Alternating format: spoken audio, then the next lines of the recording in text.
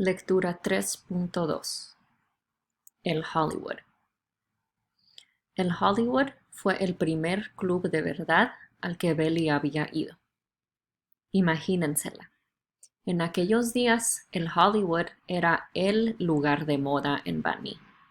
Era Alexander, Café Atlántico y Jet Set, todo en uno. Las luces, el opulento decorado, los guapos en su fino ajuar, las mujeres con sus mejores poses de aves del paraíso, la orquesta en el escenario como una aparición del mundo del ritmo. Los bailadores tan concentrados en plantar bien el talón que se habría pensado que estaban diciéndole adiós a la misma muerte. No faltaba nada. Puede que Belly estuviera fuera de su liga, que no pudiera pedir un trago o sentarse en las banquetas sin soltar los zapatos. Pero una vez que la música comenzó, vaya, nada de eso importaba.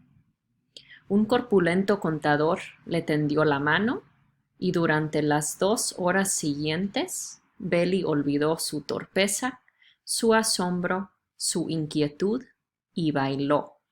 Dios mío, cómo bailó. Hizo llover café del cielo y agotó a pareja tras pareja.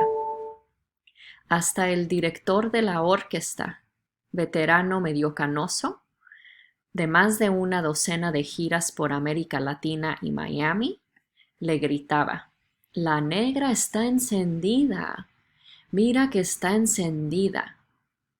Y al fin, una sonrisa. Grábensela en la memoria, porque no la verán mucho. Todos pensaban que ella era una bailarina cubana de algún show, y no podían creer que fuera dominicana como ellos. No puede ser, no lo pareces, etcétera, etcétera. Ella estaba en la barra, esperando que Tina volviera de fumarse un cigarrillo. Y fue en ese remolino de pasos, de guapos y de colonia que apareció él. Vestía un conjunto como los del Rat Pack, esmoquín negro y pantalones blancos, sin una gota de sudor, como si se hubiera conservado en una nevera. Era guapo en el estilo dudoso de un productor de Hollywood, barrigón y cuarentón, de ojos grises cansados, que habían visto todo. Ojos que habían estado observando a Belly más de 1 hora. Y no es que Belly no se hubiera dado cuenta. El tipo tenía cierta clase. Todos en el club le rendían tributo. Y él llevaba oro suficiente como para haber rescatado a Atahualpa. En cuestión de minutos, estaba de pie junto a su mesa. Aquí van a parar para contestar pregunta 1 y la respuesta de pregunta 1 está en esta sección de aquí. Pregunta 1 es: ¿qué nos revela el texto sobre la apariencia física y la edad de el gángster? Apariencia física es cómo se ve y su edad pues se refiere a cuántos años tiene. Entonces pausen aquí para buscar su respuesta y no olviden agregar explicación en sus propias palabras también. ¿Cómo te llamas? Ella sacudió la cabeza. Mi nombre es Hipatía Felicia Cabral. No, dijo él, con la gravedad de un chulo old school. Tu nombre es Hermosa. El gángster que todos buscamos. Nunca sabremos cuánto sabía Belly sobre el gángster. Jura que solo le había dicho que era un hombre de negocios. Por supuesto, le creyó. ¿Por qué no iba a creerlo? Bueno, sin duda era un hombre de negocios. pero también era un lacayo de Trujillo, y no uno de menor importancia.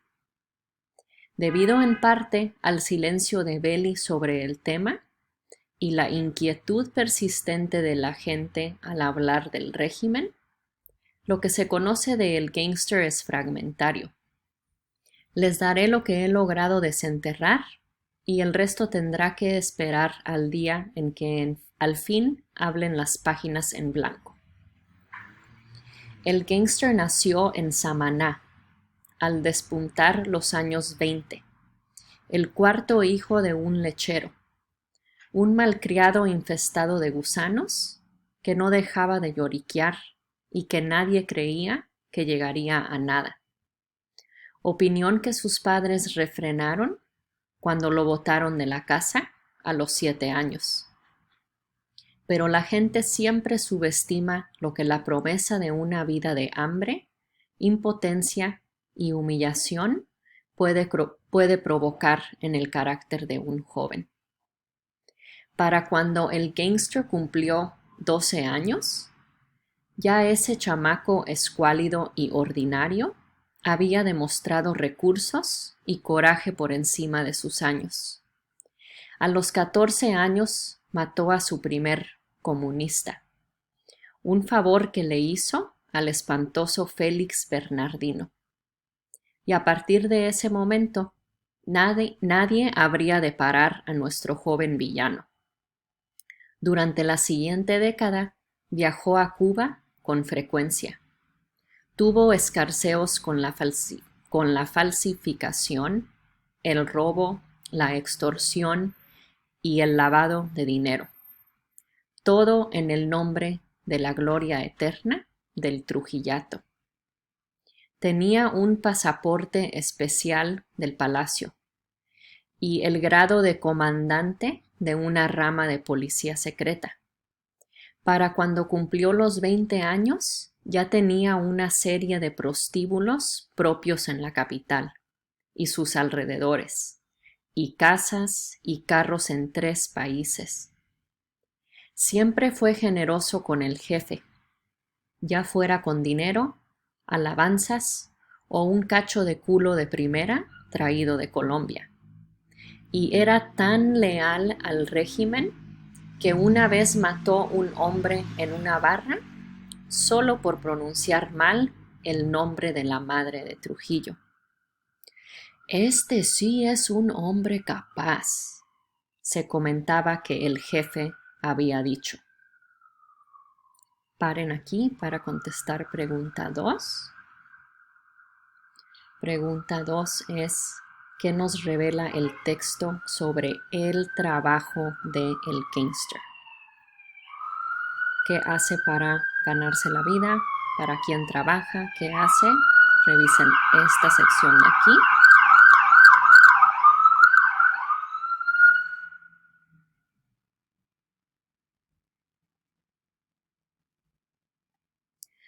La devoción de el gangster tuvo su recompensa. A mediados de los años 40, ya no era un simple operario bien pagado. Se estaba convirtiendo en don alguien. En las fotos aparece en compañía de los 3 reyes brujos del régimen: Johnny Aves, Joaquín Balaguer y Félix Bernardino. Y aunque no hay ninguna de él con el jefe, no cabe duda de que compartieron y hablaron mucha mierda. En los años 40, el gangster estaba en su mejor momento. Viajó a lo largo y ancho del continente americano, desde Rosario a Nueva York, en el estilo del chulo supremo, alojándose en los mejores hoteles, rapando con las jevas más sabrosas, aunque jamás perdió el gusto sureño por las morenas, cenando en restaurantes de 4 estrellas. Maletas repletas de dólares lo acompañaban en sus idas y venidas de la capital. Pero la vida no siempre era agradable. Un montón de actos de violencia, un montón de piñas y puñalazos, Él mismo sobrevivió a un sinfín de intentos de robo y después de cada tiroteo, después de cada drive-by, se peinaba y siempre enderezaba su corbata, el reflejo automático del chulo. Era un verdadero gangster. Tenía la calle en los huesos y llevaba la vida que todos esos raperos que no saben nada de nada solo pueden describir en sus rimas. Al principio, Belly tenía sus dudas sobre el gangster. Su amor ideal había sido Jack Pujols, y ahora aquí estaba este Calibán que se teñía el pelo y tenía una mata de rizos en la espalda y los hombros. Parecía más un árbitro de tercera base que el avatar de su futuro glorioso. El gangster la enamoró de esa manera particular de los brothers viejevos. Le dejó caer una lluvia de flores como para engalanar a Sua. Montones de rosas en el trabajo y la casa. Es romántico, Tina suspiró. Es vulgar, refunfuñó la Inca. La llevó a los restaurantes más exclusivos de la capital. La llevó a los clubs que antes nunca habían tolerado a un prieto que no fuera músico cruzar la puerta. El tipo era así de poderoso, tanto como para romper la prohibición contra los negros.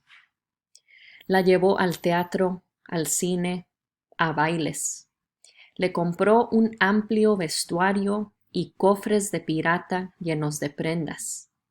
La presentó a celebridades famosas y una vez hasta al mismo Trujillo. En otras palabras, la presentó al fucking mundo.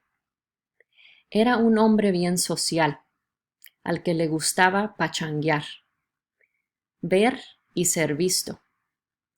Y eso iba muy bien con los propios sueños de Belly. Pero también era un hombre con conflictos sobre su pasado. Por una parte, estaba orgulloso de lo que había logrado. Paren aquí para contestar pregunta 3.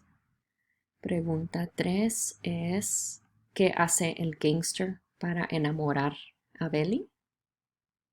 Y eso está en esta sección aquí. Continúen cuando estén listos para continuar. Estaba orgulloso de lo que había logrado. Me hice yo mismo, le decía a Belly, solito. Tengo carros, casas, electricidad, ropa, prendas, pero de niño ni siquiera tenía un par de zapatos, ni un par. No tenía familia. Era huérfano. ¿Me entiendes? Ella, huérfana también, entendía perfectamente. Pero, por otra parte, sus crímenes lo atormentaban. Cuando bebía demasiado, y eso pasaba con frecuencia, murmuraba cosas como: si supieras las diabluras que he cometido, no estarías aquí ahora. Y algunas noches ella se despertaba y lo encontraba llorando. Fue sin querer, fue sin querer. Fue una de esas noches, mientras lo acunaba y le secaba las lágrimas, que de repente se dio cuenta que quería a este gangster. Belly enamorada. Segundo asalto. Pero a diferencia de lo que sucedió con Jack Pujols, esto era de verdad. Un amor puro. En cuanto al gangster, normalmente se habría cansado enseguida de una jevita que lo adorara con tanta intensidad. Pero nuestro gangster, a quien los vientos huracanados de la historia habían hecho encallar, se encontró correspondiéndole. Escribía cheques con la boca que su culo nunca podría cubrir. Le prometió que en cuanto se acabaran los líos con los comunistas, la llevaría a Miami o a La Habana. Te compraré una casa en cada lugar para que sepas cuánto te amo. ¿Una casa? Ella susurró. El pelo se le erizaba. No me digas mentiras. Yo no miento. ¿Cuántos cuartos quieres? ¿10? Preguntó vacilante. 10 no es nada. 20. Las cosas que le metió en la cabeza. Alguien lo debía haber arrestado solo por eso. Y créanme, la Inca lo pensó. Es un consentidor, se quejaba ella. Un ladrón de inocencia. Sería difícil contradecirla. El gángster era simplemente un chulo viejo que abusaba de la ingenuidad de Belly. Pero si lo miramos desde un punto de vista más generoso, se podría pensar que el gángster adoraba a nuestra muchacha y que la adoración era uno de los regalos más grandes que le habían hecho en su vida. Hacía a Belly sentirse requete bien. Él la hacía sentir guapa y deseada y segura. Y nunca nadie había hecho eso por ella. Nadie. Paren aquí para contestar pregunta 4. Pregunta 4 es: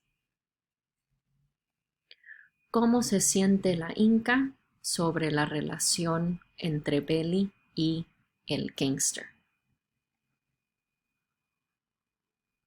¿Qué dice la Inca sobre la relación entre Belly y este hombre? Revisen esta sección aquí.